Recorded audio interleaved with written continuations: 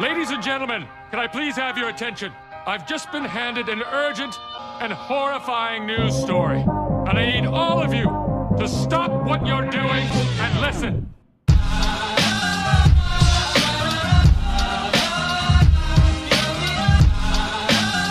Ladies and gentlemen, welcome to an exclusive edition of The Laymen Show. This is your host, Keeton. And you're the host, Gabe. Yeah, we're here with an expert. You know, we love our experts coming on the show. And this time, we're in the Extraordinarium with Ralph, the curator. You're a medium and a... Exorcist. Anything else you potentially go by, or just... No, the press and the public know me as that more than anything else, because of the programmes I've been on and things like that. So which programmes have you actually been on then? I've been on every single channel. BBC One, BBC Two, ITV, ITV3, ITV4, Sky, I've done all of them. Wow. So I'm the only medium that's actually done all of them. So you're travelling up and down the country all the time. Are you being called in more or less every day? Every day I've got a case or somebody's ringing me. A lot of it can be sorted out. So a lot of stuff I deal with is common sense. Yeah. So a lot of people scare themselves, you know, they hear a door bump or... Well, exactly. I mean, it is a spooky thing. If you think there's an entity in your house, every little sound or weird thing that you can't explain must feel like, you know, a bit of dread. Yes, it is. And that's where you come in. It is. And it's, sometimes I'll talk to somebody and just explain to them what's going on. You know, a house moves. Yeah. Doors bang. You can hear the road traffic sometimes. So there's things that can go on. Where it gets lovely for me and complicated for a person is when an object moves or flies through the air. Now, I have a system of, I call it the malevolent category. So depending on how bad something is, depends on my categories. Category 1 is a very rare thing. Category 4 is what everybody normally sees. A ghost hears it, sounds it, knocks it, things like this. So do you use the term poltergeist, or is that something that's in the past in the movies? Well, I mean, you can... Well, a poltergeist, most people don't know what the word means. Naughty ghost? Is that right? No. Mischievous? The word polter is an old German word for poltern, which is noise. Right, it's a noisy ghost. Geist is got a noisy ghost. Yeah. Well, you know, is there anybody there, bang, banging? That's a noise. So it's a poltergeist. Does that make sense? Yeah. If you say is there anybody there and you get a voice back, that's a voice is a noise. So poltergeist is the most common ghost. It's just people see the film and go, evil, nasty entity. I think we've all seen the film. Yes. They used real skeletons in the actual movie, didn't they? Yes, they did, Yeah, so do you ask for proof before you go to a case? Is there certain levels of evidence they have to provide? We talk. Because I'm doing on 2 levels. Not only am I dealing with a spiritual level, but I'm also dealing with a human level. So I have to find out if that human is sane. I know it sounds strange. No, it doesn't. We've discussed this ourselves, haven't we? How much of it could be a part of a mental illness rather than factual information? Drinking juice, drinking, whatever. That's right. So I have to go through all that. And a lot of people I'm asking, if I go and talk to them, I need doctor's reports, I need bits of off. So before I go and do anything, particularly if it's a person, I'm going to go and clear. If it's an object or a house, that's not too much of an issue. But I still have to make sure the person's right. Yeah. Okay?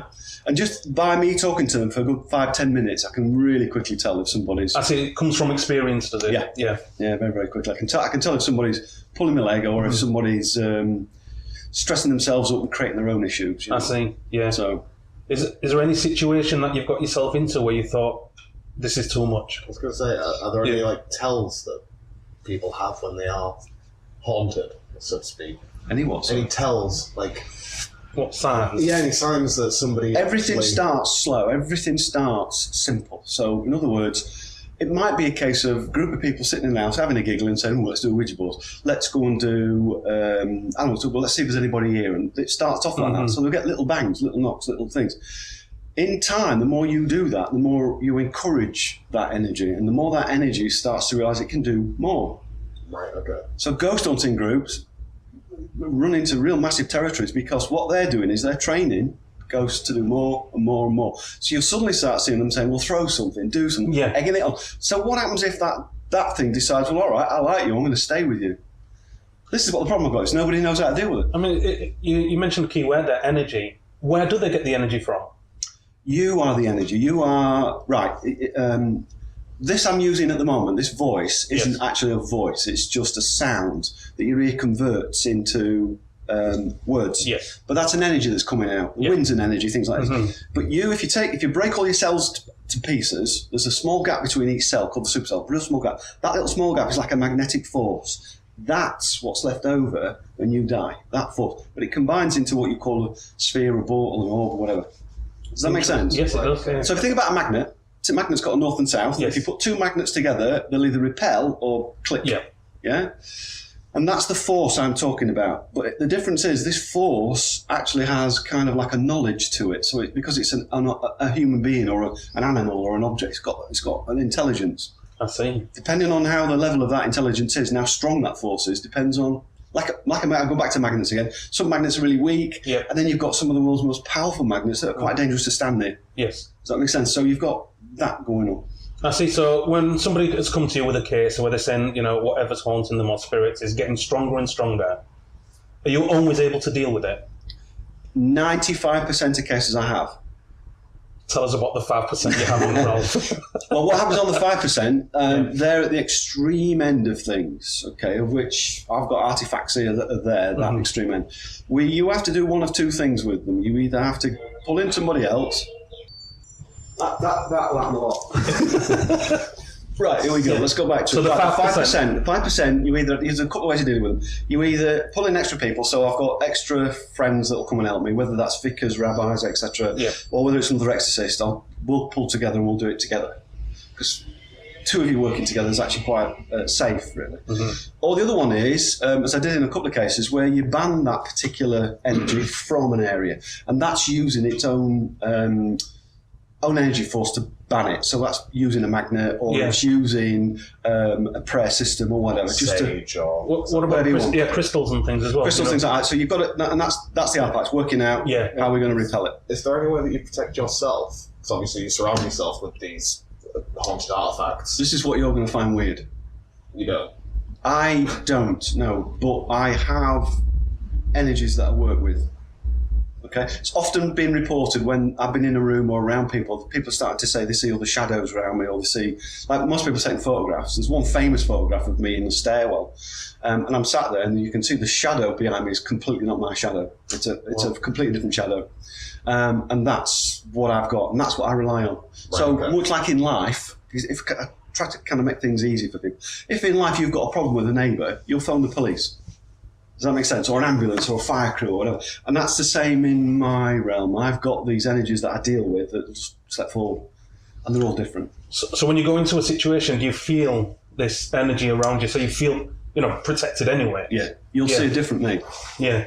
A lot of people, I scare a lot of people because I've become, most of my life I spend joking, laughing, giggling, like now with chat. But the moment I know something else is coming in, I switch and I become very focused, and I become very intensive because I have to, my whole body has to be aware of everything that's going on. My thoughts, my feelings, everything.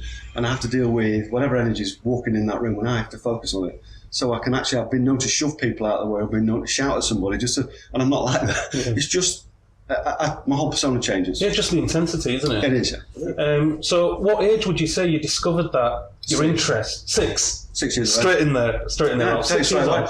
And I can tell you that because it's not me that told me this, it was my parents. Oh, wow. I was scaring kids at school when I was in infant school. Because I used to go into a classroom, sit there and talk to people. And to me, I don't remember any of this, so I've got to be honest. I was talking to people all over the place and telling them things. By the time I got to the age of 8, my dad had taken me to psychiatrists, he'd taken me to doctors, he'd done all sorts. And nobody could find anything wrong with me. Normal human child, cognitive, could get on with stuff, you know what I mean? And then by the time I got to 8, I started arguing with teachers about history. So I started telling them about history facts. I do remember one particular one about the Battle of Hastings with a particular lady. Yeah. And I ended up being sent home because she thought I was just a disruptive child. But I told her where all the troops were. And she'd got a map, and I pointed out some of these troops were in the right spot. Luckily for me, she rang the Historical Society in Hastings to find out I was right. How can an 8-year-old know a battlefield? So you must have got an A in history then. I did, yeah. I've got an A in quite a few subjects actually, but it's, I mean, that's a cheap way of doing it. But nevertheless, I was listening to things, I was listening to people, and I realised I have a voice that I hear, and it's really odd to say this. This is why I sound crazy, okay? And it's a female.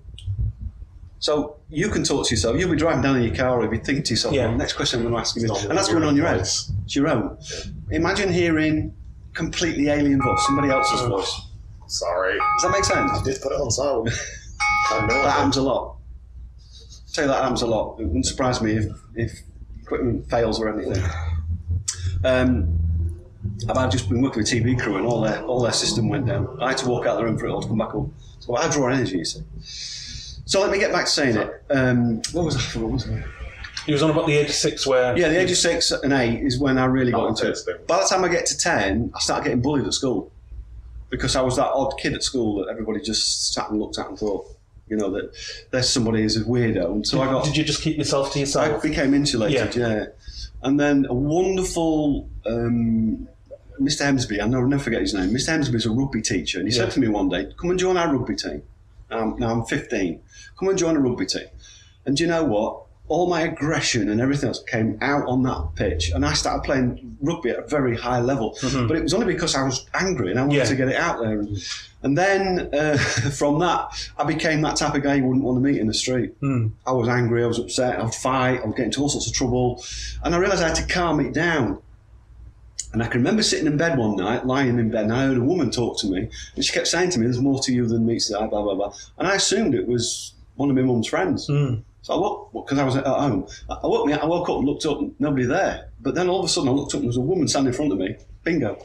So that's interesting. The woman who you saw, she wasn't transparent, was she? No, solid as... See, this goes back to what I was saying when my mum saw Spirit at the end of her bed. She was like a proper human in your home. Well, here's the thing then, if I'm going to talk to you about that, ghosts aren't see-through. Yeah.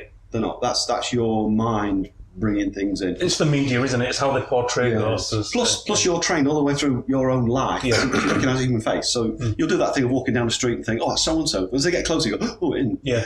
Because you're right. You mean like you can look at the clouds and you can see faces in clouds. That's right. So when you're dealing with ghosts, you can quite easily think a shadow or a shape and think is a person, but that's not.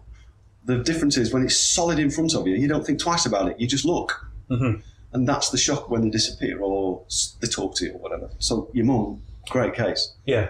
It was on Springbank West. She lived opposite the graveyard, and this is where she saw the lady. And the lady said every time she walked through the graveyard, she took my brother to Thorsby School, so she cut through the graveyard. Yeah. She had a piece of stone or something in her hand. She said, "Every time you walk past, I try and hit you with this, but I can't." So there was some frustration. But she was dressed in white. She had like a veil up to here. But my mum said she looked young and beautiful. Right. She didn't look threatening. And then she disappeared. She ran out the room. And then a few days later, we was in the mirror combing our hair, and she walked past us. And it felt like somebody was in your home. Yeah. It was, that's the initial thought. The white, I can explain to you what the white is. Just behind the back of you here, there's death shrouds. Yeah. These death shrouds are actually genuine. They've been worn by many bodies, because that's what they'll do. So anytime anybody sees anybody dressed in white, generally it's a death shroud. It's a shroud that to decorate the body before it goes into a grave, but they usually pull it off them. Yeah, because we had an interesting question before. Spirits, do they not move with the times? Will we not see spirits dressed in tracksuits? Hipster. Yeah, they will later. Yeah, you will. Yeah, you will. Depending on it, era, time, availability, where you go. I mean, it's not like we're seeing. I don't know. I don't really particularly follow this personally, but I don't necessarily hear about. I don't know, say ghosts from World War II. I could be wrong on that. You are wrong on that. I was just saying, I don't know. Well, it's not that. It's just you do. I'm dealing with a case like that now with an airline where we flew a plane and a pilot keeps appearing, and he's a World War II pilot, and he actually walks down the length of this plane. Right. Okay. So the plane's haunted. No. The flight path that plane is on is exactly the same flight path this World War II pilot took. We've only just found this out. Right. And I did say to them, I said, "There's something common between your plane and the pilots and this pilot." Because he only appears at a certain time in... So almost anything can be haunted. Yeah, and that's what this museum's about. Yeah. You'll be absolutely surprised. Some of the things I've got in here that you'll look at and go, really? That? Depends on... I've got a room full of dolls. So why is a doll haunted? Yeah, because I often see them for sale. Yeah, but why? So let's go back. I don't know what your childhood was like, but you probably had toys. Yeah. Now, when you're playing with those toys, they're not toys, they're real. As a child, you're interacting. You're interacting with an Action Man or a Cindy doll or whatever you've got.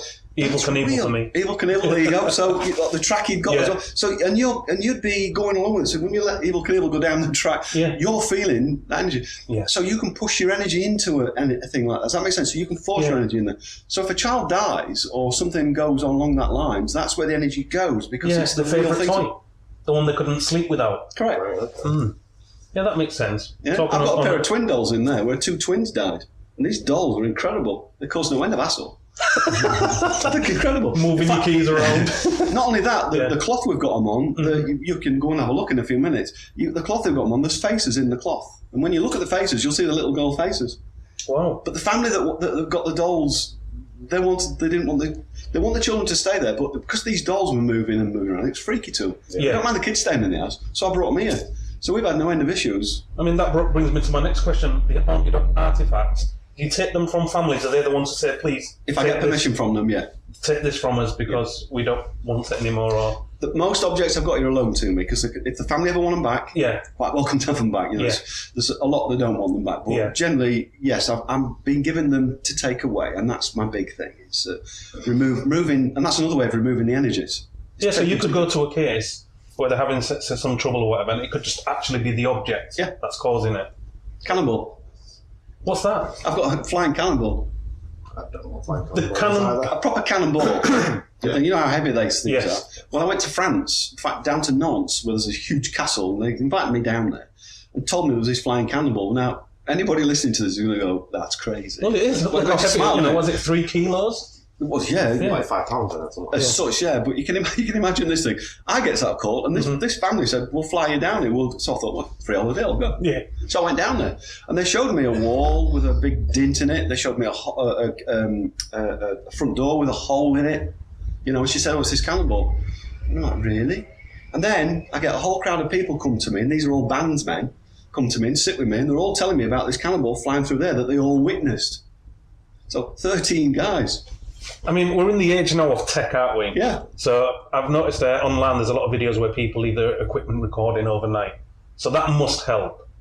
Oh, without in doubt. Catching things. But when you look for spirits on camera, they're never clear.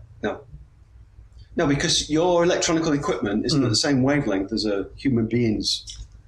People call it aura, but it's energy. Yeah, because It's not is it the an same. electromagnetic energy? Is that why it's interfering with technology? Yeah, and the thing about cameras is, unfortunately for cameras and video cameras and everything else, there's a flaw in the fact that they look for the lightest object.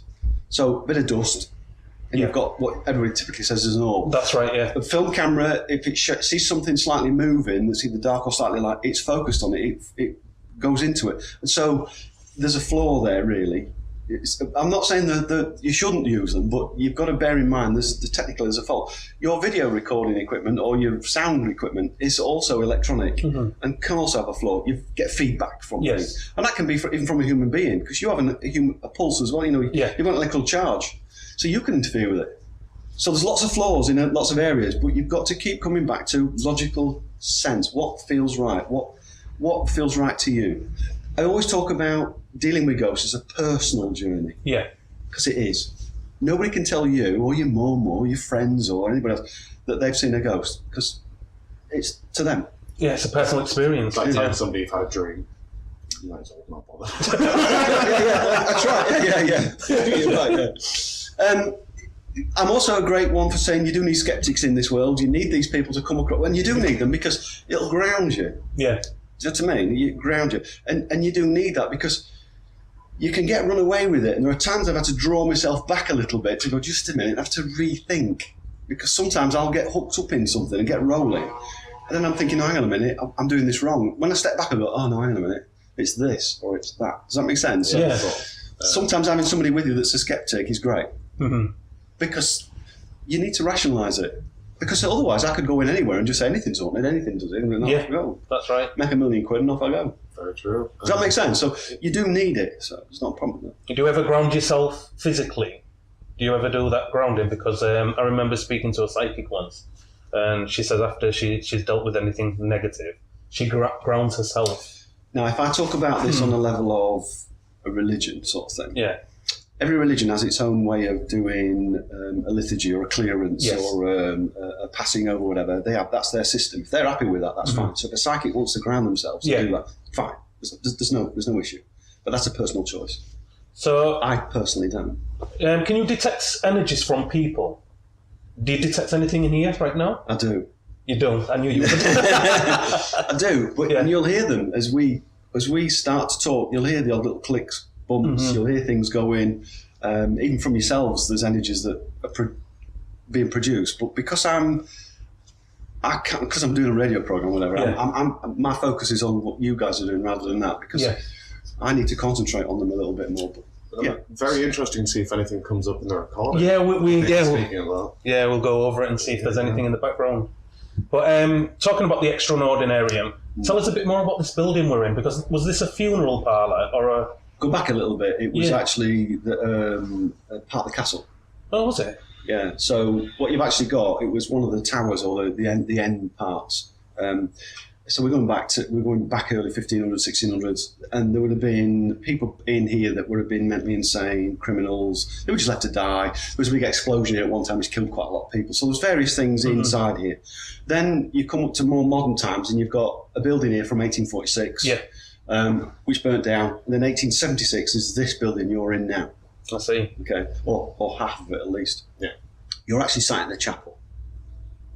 So this would have been the chapel. Next door would have been, quite ironically, the Jewish embalming room. Is that okay? Yeah. The Jewish embalming room's next door. Why Jewish? Because was there the people who rebuilt I've got a divot box in there. I see. And again, I didn't know that. Yeah. Stuck it in there, we got it all going, and then local historian came around and he went, oh yeah, well that's the Jewish embalming room. Well, of all the places to put the divot box, it's in there. So there we go. So a lot of ironic or fate or whatever you want to call it, it's in there, and it's quite settled in there at the minute. So the building itself has got its own hauntings, but you imagine there must be 3,000-4,000 bodies just gone through here, souls. Yeah. You know, so and some of them may have stayed behind. Well, a lot of them have. Yeah. Including Lucan, or you can call him Old Mother Riley. Old Mother Riley was one of the first guys on television that used to dress up as a female, but it was a man, doing TV programmes. Oh. He died in the town, and then they brought his body here, and then he's been buried in Hull. Right, okay. Yeah? Old Mother Riley, they call him. Which cemetery? Off the top of my head, I can't remember. I don't know it, but off the top of my head, I can't remember. But timestamp that. I'll take a bulk of photo and put it up there. Yeah, that's good. Yeah. Well, here's the funny thing. We did a ghost hunting night here one night, and somebody said to me they'd just seen a ghost, this female walking across the rooms down here. Yeah. And we were like, "Come on, describe." And then he says, "Well, it's really odd because it looked like a man." But and then we thought we've got a transvestite ghost. Yeah. Even better. Or a cross-dresser, whatever, you know. We did a bit more research, and of course, Old Mother Riley. And then I've had the guy that wrote Old Mother Riley's tribute and his book and everything about him. He came here. What was his original name? Lucan. Again, I can't remember his first name. But Lucan's is, because I keep thinking of Lord Lucan when I... Yeah, so did I. When you said Lucan, I just thought Lord Lucan. It's Lucan. But he died in the town in one of the cafe. Well, it would have been one of the theatres in the town, which is now a cafe. There's a blue plaque in there with it all on.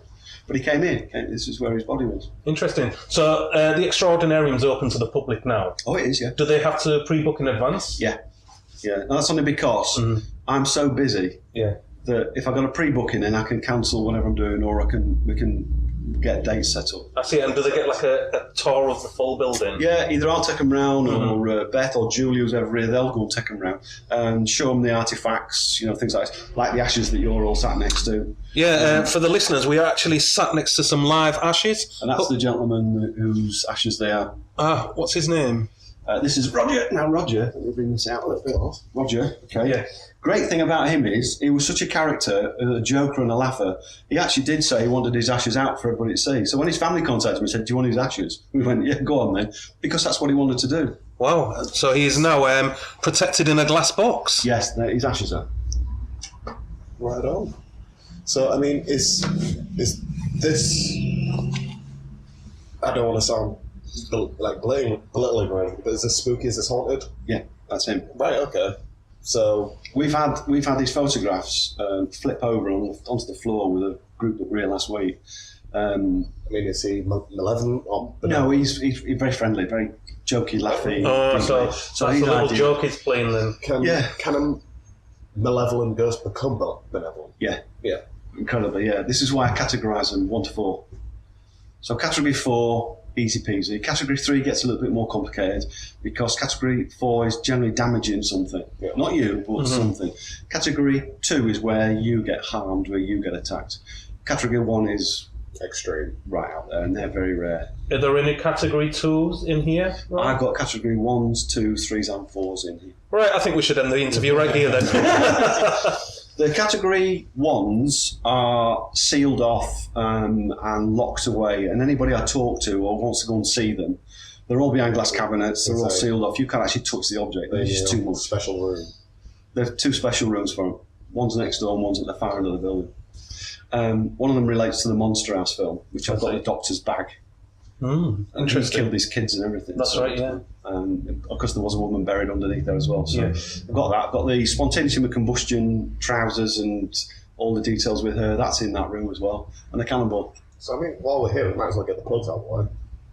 Absolutely. We're talking about the Extraordinarium. Yes. Anything else you want to get out of the way? We do ghost walks. I do ghost walks around the town. Any TV shows or anything potentially coming up? I'm doing 2 at the moment. Can drop or... No, I'm doing 2 at the moment, and because there's no titles for them, I can't even give you a title for them. But basically what they are is, you're going to be able to go in as a viewer and sort of say, is this house haunted or is this object haunted? So I'm going to do my talk. Yep. Then we've got a parapsychologist going to do his talk. And then we've got a very famous man who I can't mention just yet, who's going to do his talk. And you'll get your feel of which you exactly want. That's an attack from all angles then, isn't Absolutely it? is, yeah. So you can either rationalise, believe or non-believe. Yeah. So, and you're left open to... Yeah. You'll get a story behind it, you get a story, and it's taken a little bit of time getting together, but that's what the public seem to want. Yeah, because when you watch stuff like Derren Brown, and it did Seance, and then you watch that, and then you find out at the end it was all a trick, but it's got you believing throughout. So, you can be misled, can't you, easily? Well, about 2 years ago, Yeah. I ended up doing a programme with, well, I should say a pilot, with Uri Geller, Darren, and me. And we got vicars and priests and everybody involved in it. Because of the way the format was, it just never really took off. It seemed to be the pilot went and it died off. Yeah. But it's generated some other things that I see. people are starting to look at, So. What about you, Rigella, then? Yuri's very good. Can he bend spoons? Yeah, he can. He's a great. He's full of energy. Now, again with Yuri, like anybody, like me or anybody else, you'll take with a pinch of salt because you have to experience it. Yeah. So sit next to Yuri, talk to Yuri, and you'll see there's a difference. Yeah, because I think a lot of people, they're quite cynical. They're like, if you can bend a spoon, why can't you bend a bar? Why can't you bend a frying pan? But it's showmanship. At the end of the day, it's like I'm not into showmanship. I will talk to you and I will go on shows and stuff, but I'm not into. Somebody comes. I get this a lot. Go to a party, Somebody will come up to me and say, "You're a medium. Is there anybody with me?" And I'm like, "Hang on a minute. Would you ask a doctor if he's stood in front of you? Excuse me, would you mind doing me a mechanic? The car's outside. Do you mind going and have a look at my car?" It's just, I think, come on, stop being rude. Yeah. We do what we do, and I certainly do what I do. I like to enjoy once I've finished from it, I like to switch off, do my thing. Yeah.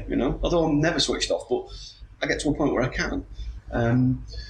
The only time I can ever say it ever takes over me is if I've had to go and talk to somebody, which I have done in a pub once. I had to go over and explain something to them, that they needed something sorted immediately, which we did. And that's the weirdest thing, I think, for a member of the public, is for me to wander over and just do that. Me and Derek Okora, we I can remember one time we were out in Manchester. We were working with Most Haunted, and Derek wandered off. We were chatting away. Next minute, Derek sat on the table with a whole group of people, talking to them about ghosts and spirits and their family and stuff like that. But you can't help it. Sometimes you forget and you just, like I do, just wander over and do it. I mean, everybody's watched The Most Haunted, and they always come back saying, how come there's never been a spirit captured on film? There has. There has? There has, yeah. They got told not to show it. Oh, why's that?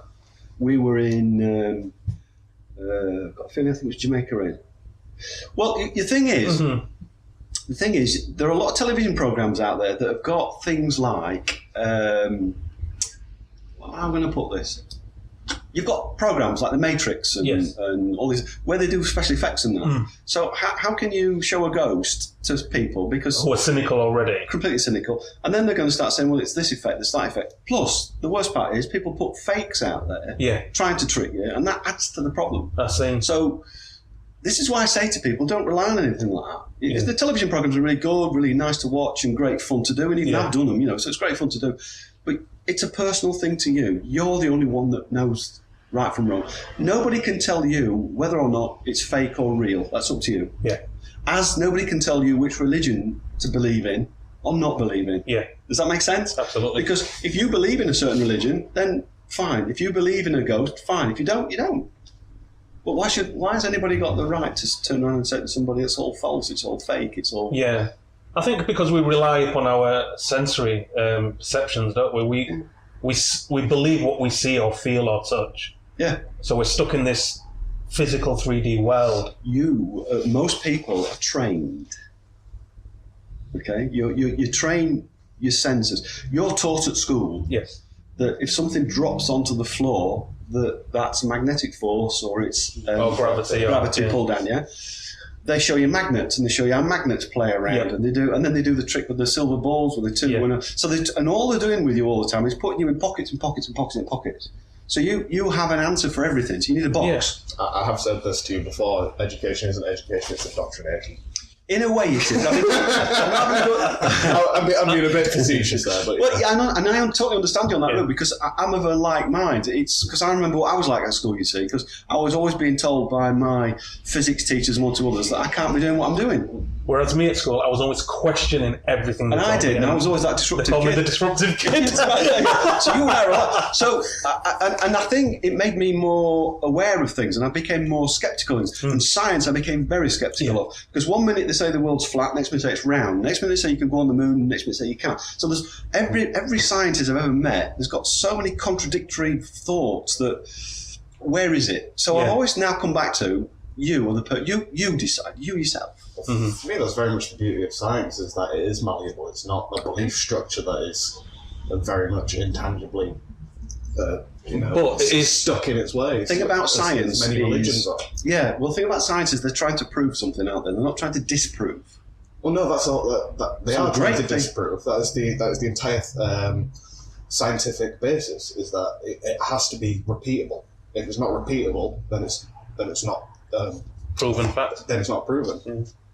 And that's sort of. I think for my side of things, for this side of stuff, that I've come across far too many people in fact, I've come across a scientist who was the same as well, who basically said, it's got to be repeated, blah, blah, blah, blah. But a one-off situation where someone's flying around your room or something's happening. There's very many situations like, I don't know if you've heard of a spooky, what's it called, spooky coupling, where two atoms two atoms are linked together, so if you do something to one atom, irrelevant to where the other atom is, the same thing will happen to it. Yeah. So there's stuff that we still can't explain in science, but it doesn't necessarily mean that it doesn't have an explanation. Correct. Yeah. So it's and because I've always battled against all this sort of stuff, and parapsychologists who turn around and say and I do believe you're trained to a point, but the break free of it, I always think there's always a possibility. So you have to look at life and sort of say, you can walk around this world being very negative. This is bad, that's bad, this is bad. Yeah. But I always think if things go bad, there's also a possibility of going forward. There's always a balance. Yeah, literally. And so every case I've ever dealt with when it comes to my side of things is I've always looked and thought, there's a route out. I've just got to find it. One door closes, another door opens. Yeah. So, one particular case, I was in Sheffield, this big man house in Sheffield, I got thrown across the floor. In fact, I got thrown out of the house. Do you know, I had to sit back and think, that was my fault. Mm-hmm. I've gone in too aggressive. I've gone in thinking, I'm king of the world, I can do this. Yeah. In fact, that one particular ghost made me a bit more humble. When I go in now, I'm a bit more, who are you, what's going on, how can we get around, like negotiation time. I always say I'm a negotiator, but that's what I tend to do. We'd done a Halloween interview with Mike Covell, a paranormal historian, and he told us he's not a religious person. He'd gone to a cottage with a priest, and he'd gone in there doing his usual job, whatever he does, investigating, and something got thrown at him. So that's when he turned to the priest and said, you can bless me as well now. So it's funny how it can change. And like you say, he's gone in there maybe thinking king of the hill. Yeah. This is what I do. Yeah. And then something's really taken him aback. Yeah, and made him retrace his steps. I think it does. I mean, you see, I know we're all talking negative, but I can actually put you in mind of some positive things that have happened. I can talk to you about one woman who got visited by what she called an angel and was cured of cancer. See, this is interesting. I suppose when we talk about the spiritual world, it is always dark, it's always negative. It is always, yeah. It's not always. Everything's always a trauma. Yeah. So, it's good stuff. She in particular didn't know that I know a story that happened down in Africa, right? Here's a woman, full of cancer, and they've told her she's going to die. So she gives up her business, her house, and everything else. This was a daughter. In fact, the house itself has a little annex next to it, garage, basically. And she's converted it to live a less life. Wakes up one night, and there's what she described as this big golden-looking image in front of her. And he touched her foot. She got a tingle, went to sleep. She just thought it was a dream. Within a week or two, she'd gone to the doctor. The doctor says, well, we're going to send you for your final scans. We're going to look at your blood count and everything else. And then the doctor came back to her and said, we need more. We need to do more. Yeah. And they did a third lot. They were puzzled. They came back to her and just went, it's gone. And there's no scientific explanation for it. Completely gone. She then turned around to the doctor and said, this story. And of course, being a doctor, smiled. Like, when you have to. But then she sort of said, but she had a mark on her foot. Okay. Now, she called me, explained the story to me, and then she's going through it, and I went, oh my God, there's a lady in Africa, 8 years ago, a lady in Africa who's got exactly the same story. And here's the thing, she's got the same mark, same foot, but the weird thing is, she described the gentleman who she saw. Now, unless somebody makes an impression on you, generally you'll see somebody and you'll generalise. Yeah. So you call an angel with big wings, etc., whatever. But she turned around to me and she said to me, this particular gentleman was in front of her, had a mark on his face. And I'm not going to tell you what the mark is because I don't want now copycat things. But here's the thing. She said there was a mark on her face. The woman in Africa told me the same story with the same mark. Wow. And these two people, continents apart, 8 years apart. Yeah. So I'm thinking that's the end of it.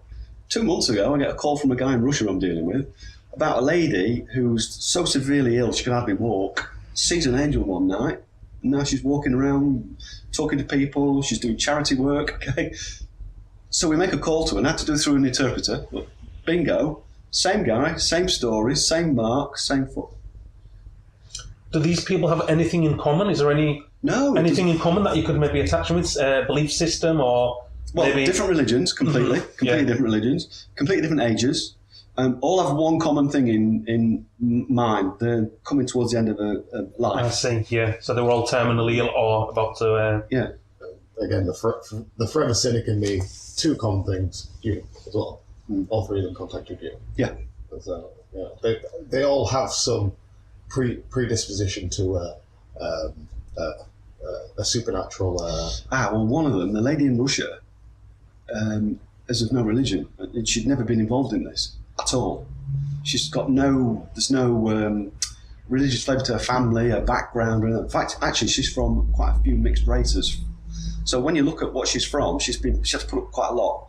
Does that make sense? So she's got a bit of Polish and a bit of Russian and a bit of German and so various things there. So she's got this mixed race. So she's one in the whole group that's the least likely to have understood what an angel was. Does that make sense? Yeah.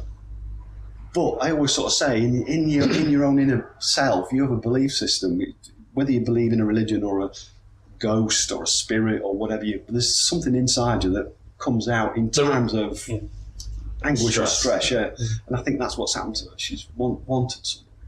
How do they find you, Ralph? I've been doing this for 40 odd years. Okay, and whilst I'm not what you might call a massive public figure. I am known throughout various church organisations, spiritual groups, etc., for doing what I do worldwide. I'm not just locally, because I got involved in it by sheer accident. Something I didn't want to do, but I ended up doing. I got rid of a ghost once in front of everybody, like an exorcism, but didn't know what I was doing. I just came out with some words. Didn't know what the words were. And when we sat down, luckily for me, somebody recorded it. So when we sat down, we looked at the words. I just repeated a Latin phrase that I didn't even know about. It was an 18-year-old boy. I didn't know what Latin was.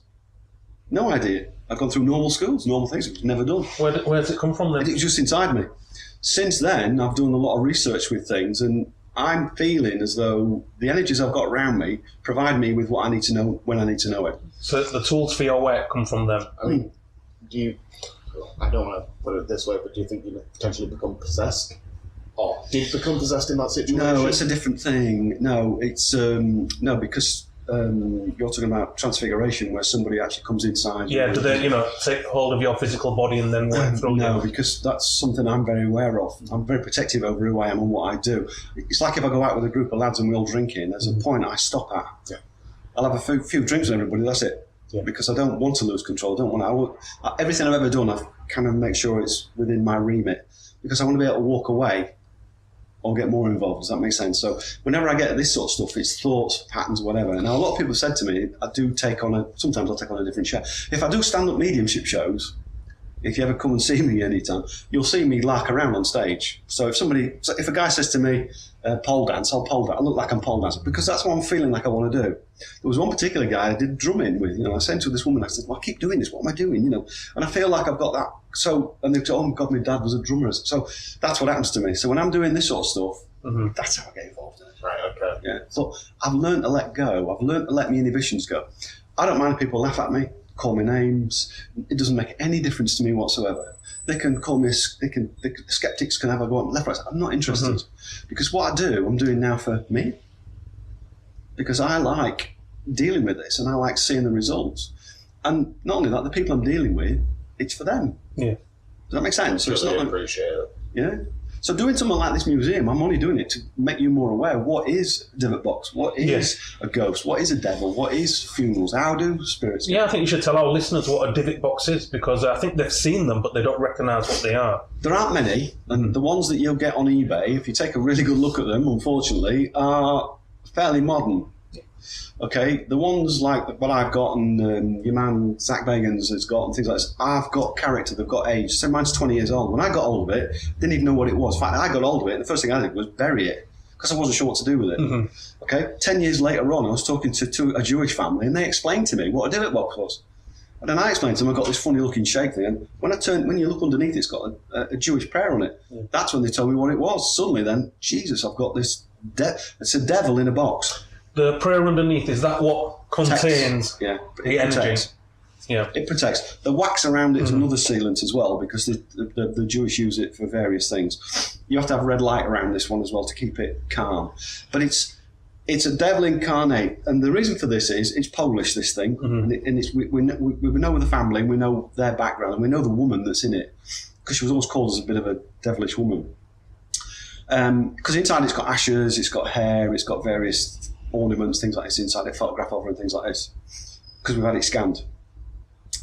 So we know what the point about it is, but the thing about it being a devil is devils by their nature aren't necessarily these big, evil, nasty things. These things can come across to you and just sort of say, go on, pinch that, pinch it, go on, you have a go at that, or have a go at that person. I'm going to make you feel angry. And so that's how they work. Does that make sense? Yeah, absolutely, it does make sense. Not necessarily this thing of saying pick up a knife and kill people. That's not how they work.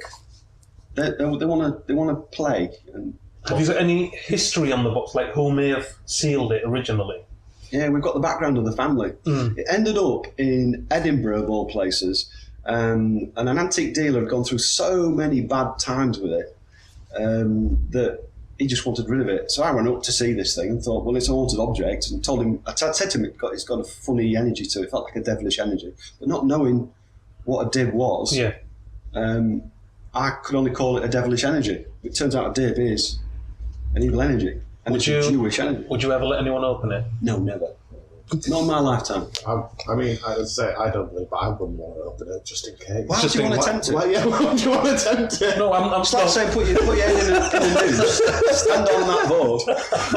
Yeah, I'll take a pass, thank you very No, but much. there are obviously people who don't believe in it whatsoever. Yeah, fair enough. And they're probably the type of people who think, do you know what, I'll open this. What's going to happen? You reap what you sow. You reap what you sow. Yeah. I guarantee you there are people out there that are saying that, and fine, okay? But I guarantee you that's the type of person that's also had a lot of bad things happen to them that they've not thought about. Yeah, I've had a lot of bad things happen to them that's made them a cynic. Correct. Yeah. What you need is somebody that's thinking their way through it. I hate people that challenge, because what use is that? You just rise into something. So somebody says, fight me or just bring a ghost in. What's the point? You might as well say, what are you going to learn from it? What are we going to do with it? Let's get involved with it and do more with it. Does that make sense? That's much more important. Well, do you know what? I could spend all day talking to you, Ralph, but I think we've reached the limit for our show. Yeah, it's perfect time. If people want to look at you and what you do, how do they find you? Best bet. There's several websites out there. There's exorcisms.co.uk, which is my big one. You can't contact me through that because it just goes wild. Extraordinarium or Ghost Walks Hull.